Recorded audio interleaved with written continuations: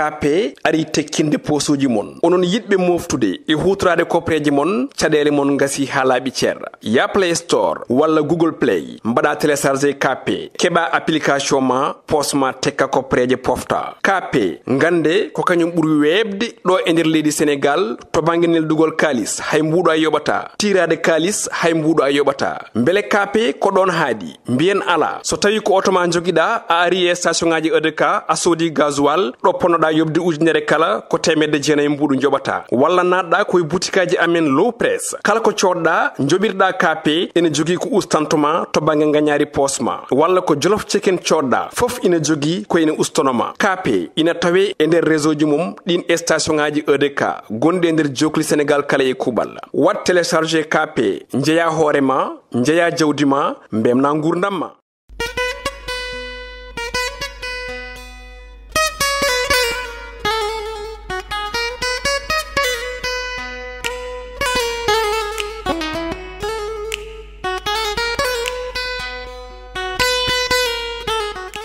Assalamu alaikum wa rahmatullah bandirabe yebe bayaw Piindi TV won be nder leydi Sénégal haye bo wal leydi on calminamon bismama e odo aset nogase jeenay lewru juillet hitande ko junnaji de nogase tati ko wadi gotol non wona ko adora saben kewani ardi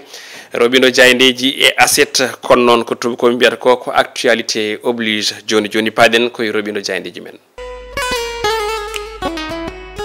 jayndeji men e odo aset nogase jeenay juillet 2023 ngari koy nangal Ousmane Sonko gadiro landa Pastefo jaynde libération ko nen puddorten e odo nyalawma hande den jaynde wi ko Ousmane Sonko nangama tonto galle mudum hanki tonto cité keur gorgui kono kadi oddo wa on nawa ha tonto tribunal ko adi ko wade ko wite ko en garde à vue Sonko be mbitande ko arrestation musculée manam tan ko nangal ngal gondangal ko cembugal no fewi umrade ben don GIGN dum ko tagalde ben don tigi ngayli e on mur makko kono kadi dajjitingal damar galle makko ko non jande ko be mbi ko adi kene tawma nder gittimo ton nayimo ton e yamirore procureur de la république kanko leader de Pastefo non ne wayno tan o rewra ko tobbe kewde kono ko jagira hen ko ala haali nguyka téléphone walla hebtu téléphone tawi kene yaade e force rutti kadi ha joni eri ko wite ko appel en l'instruction jane ko be mbi ko procureur yamiri wonde yo kay ha joni fawi jungu sababude wujjidem on don téléphone portable debbo goto mo ganda ko gendarme tawi non koko darino damal galle makko ko auto mabbe panno no wiiri procureur on don communiqué ina yaaji e hello tati e den jaynde libération jaynde info quotidien wi ko nangal horeji landa Pastef Ousmane Sonko yani non jane ko be bindire gardinde bindol tagal nde o dadi e condamnation makko e Mame Nya al hadi diffamation kono kadi o dadi haysino tawi o tajannomo duubi didi e on don corruption de la jeunesse hakkude makko e Adji Sarr janen ko be mbi ko Ousmane Sonko naati e juude walla e bile be ganda kanyum men goni dadi leydi Sénégal e odo aljuma hanki kikide jayne gendiri nde la soleil kanyum na arti e wiide wonde Ousmane Sonko wadama garde à vue tawi o rewra ko yuti ko e violence woni tan fitina hani e nguri ka téléphone debbo gendarme Ousmane Sonko be mbi nana huccidi kadi e ko yuti e gede kesse to bangi nyaawoje leydi ndi be garti e yamirore procureur jamirdo wonde yo uddite hen losko ko fate bangi ko wite dérive chef de délit de crime jane ko be non bi dum fof non fawi koy do hore on do leader de Pastef ko na dum be garti e on don opposant e page mudum Facebook do windono wonde kanyum hore mudum joni felbondiri e debbo tawi ko renseignement généraux do damar galle makko ne filman no nde wartanno juma ko den hebti on téléphone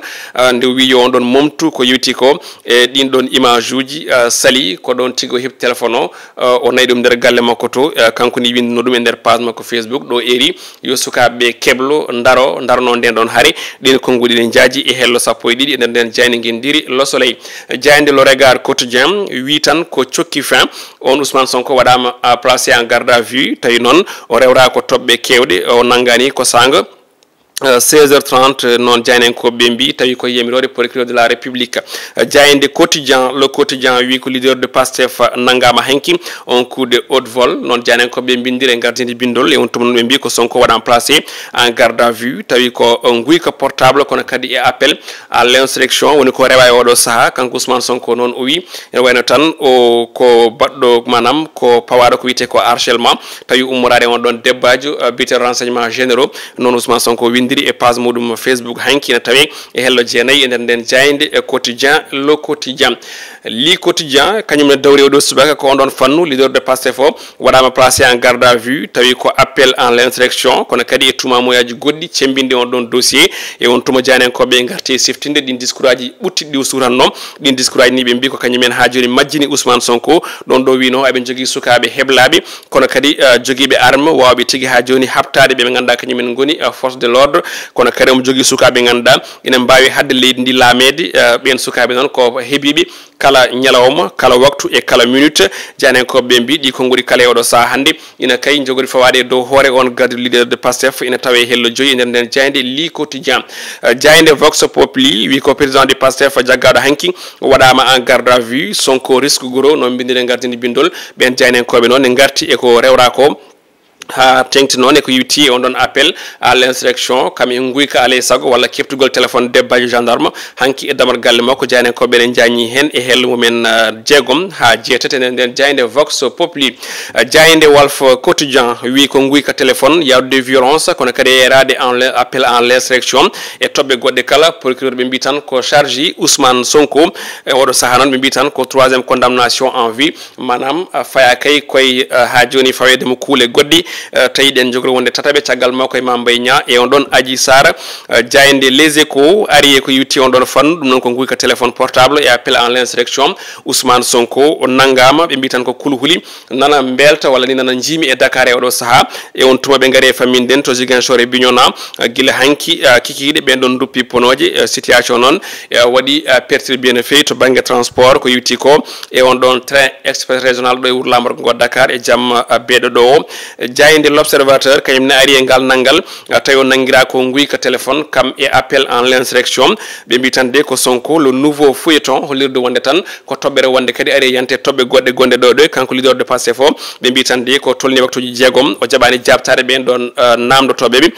ɗin ko ngude ne jaaji hello joyyi e jeegom e jeeɗiɗi e nder nden jayde l'observateur kono kadi ɓe garti holtan no nanggal makko ngal heblidona toon to galle makko janenkoɓe ne jañi hen goɗɗum koɓe garten ɓe mbi tan de o rewra ko fait crime on ɗon dossier noon ne wayno tan so tawi udditama ko witti ko e institution kesso ɗum ɗon ne wawi omo wawi fawede fodde duuɓi joyyi ha duuɓi nogas e kaso foof ina yaaji e hello joyyi ha jeeɗiɗi e nder nden jayde wittede l'observateur jayde stade quotidien ko ɗon guddirten robine men jayde jeewaɗo ñalawma aset ɓen gaari koye nandiral keɓal hakkude Al Nassr e Bayern Munich Sadio Mané ma tawtoy on ɗon géant mbo Saudi mbo Arabie Saoudite mo tawoy toon Cristiano Ronaldo mo woni waɗ visite makko médical janggo dimanche toon to nokku biteɗo hono Dubai janenkoɓe mbi ko caggal duuɓi sappo e ɗiɗi ko arno toon to Europe Sadio Mané ummitima toon fayi toon to Arabie Saoudite kono ɗum ɓen janenkoɓe gaari e duo hakkude Nicolas Jackson e Christophe Nkunku toon to Chelsea kamɓe taptan kamɓe ɗiɗo mbiyen ɓe marqué bituji 4 et 3 passes décisives saabi janenkoɓe mbi ko ɗum duo déjà explosive janenkoɓe ne pamminen hen e hello mumen joyyi nden nden jayde stade quotidien ko ɗo uddiroɓe ɗumen jayde jeewoɗo ñalawma aset nogas e jeenayi lewru juillet joni joni o paɗen koye toɓɓere men wattindide rogere men wattindide sikkela garaten koko jaaneji meɗen ɗi kala garti ko woni nanggal on leader de Pastef Ousmane Sonko e aljuma hankikiɗo ɗon ɗo ummino juula aljuma ko ɗon tigui ɓen ɗon tawimo pawimo junggo tawi noon sababu o jaaneji ɗi garti hen ko on ɗon poste mo windi to banggue Facebook ɗo eri wonde ko ɓoyani ko o felɓodiri e renseignement généraux goto debbajo o hebti téléphone muɗum o nawi ɗum kono kadi o ha joni o erimo sukaɓeɓe yo keblo daro noon nden ɗon haari koye on tuma noon mataw procureur tugni holliti wonde o erima ko wiyete ko appel à l'insurrection kono kadi e guyka téléphone gendarme e on tuma noon kanko Ousmane Sonko nde ɓe garanimo to galle makko ɓe nawimo toon to ko wiyete ko waɗa o mofta en garde à vue ɗum ko caggal nde o namda ko tolni waktuji jeegom o jaɓani jabade e on tuma noon procureur de la république ma huccide hande e jaydiyankoɓe gam famminde yimɓeɓe détail on ɗon enquête ko jabti e ko jabtaki kono kadi holko saabi Ousmane Sonko fawa junggo e oɗo saaha enen to banggue men garane commentaire commentaire meden ko hollirde won tan ha hande Ousmane Sonko ina jogi ko wiite ko inexpérience to bangue politique manam pinal to bangue baɗo ngesa dawrugol nde tawno sa woni opposant lundiɗo ngana ko wiite opposant radical walla ni aɗa wiye ko an chef de l'opposition leydi aɗa jogi ambition présidentielle te ñande foof ko porli hakkude ma e laamu ina moƴƴi joomum jogo ko wiite ko expérience wawde rentade saabu en jii déjà alhaali sud bote rewi ɗo alhaali makko e Mame Mbaye Niang refti ɗo joni kadi ko alhaali e peɓdiral makko e oɗo débat gendarme ha o heeɓi téléphone muɗum alay sago kono kadi o eri ko wiiti koye on appel à l'insurrection donc noon ko wiite ko manqude expérience to bangue politique nanɗo nde tawno so tawi a woni opposant laamu opposant teskaɗo no fewi kala subaka nde pinɗa faam laabi ɗi ndewata ɗi koko mbaɗa pitti walla koko mbaɗa bile son jiiɗi laamu ngo koko tuufi bangue yo bangue ne ƴeewa rullindema donc hande noon so tawi Ousmane Sonko kadi rullinama tawi koye oɗo fait mo ganduɗa vraiment ko fait mo fotano wonde ɗen mbawi tan expérience makko to bangue dawrugol ne foti namdede ne foti yurnitede ne foti kadi ƴeewede no fewi nde tawno fadde ɓernde nanɗo kono kadi wasde rentade nanɗo manqude entourage mo ganduɗa o ko e joguiɓe expérience kadi aussi nanɗo feeñi e ko yewti o leader de Pastef ɗum noon ko hunde ganduɗa nde vraiment ina moni fof ne foti namdade hoore muɗum janggo e jaam so tawi ndeɗɗo baɗuni en ari pouvoir holno jogori wawde wadde holno jogori wawde gérirde leydi foof manam no fotirno saabu sen duttima seeɗa caggal son ƴeewi e toon to Saint Louis wonde o yano toon jillu e on tuma debbo goto woni caggal makko ne haala nde yecciti e debbo nde en jii konguɗi ɗi o wiiɗi yeeso ngo ɓowlini ngo elli wala ko wiite ko patience woni ngal ɗon muñal ɗum noon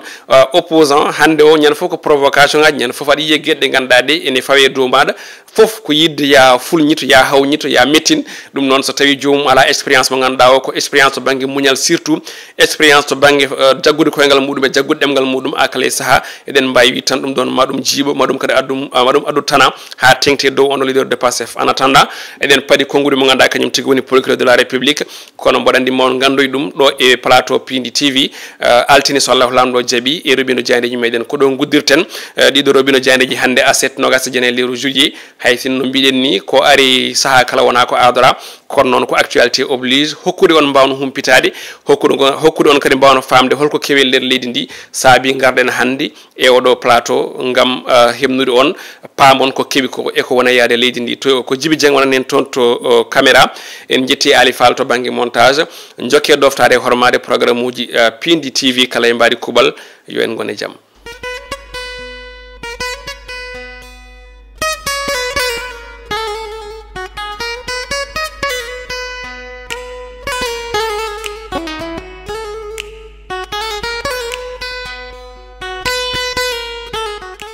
KP ari tekkinde posuji mon onon yidɓe moftude e hutorade kopreji mon caɗele mon gasi ha laaɓi ceerra ya Play Store walla Google Play mbaɗa téléchargé KP keɓa application ma posma tekka kopreje pofta KP gande ko kañum ɓuuri webde ɗo e nder leydi Sénégal to banggue neldugol kalis hay mbuɗo a yoɓata tirade kalis hay mbuɗo a yoɓata beele KP ko ɗon haadi mbiyen ala so tawi ko auto ma joguiɗa a ari e station ngaji EDK a soodi gasoil ɗo ponnoɗa yobde ujunere kala ko temedde jeenayyi mbuɗu joɓata walla natɗa koye boutikaji amen low press kala ko coɗɗa joɓirɗa KP ene jogui ko ustantoma to banggue gagnari posma walla ko jolof chicken coɗɗa foof ina jogui ko ina ustonoma KP ina tawe e nder réseau ji mum ɗin station ngaji EDK gonɗi e nder jokli Sénégal kala e kuɓal wat téléchargé KP jeeya hoorema jeeya jawdi ma mbemna gurdam ma.